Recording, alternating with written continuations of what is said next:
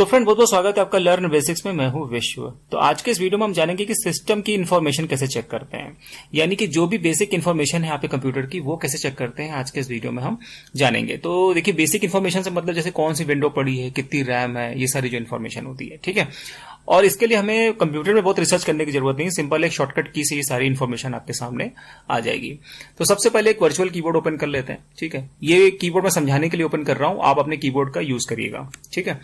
तो देखिए, सबसे जो पहले हमें कीवर्ड प्रेस करना है वो है विंडो, ठीक है।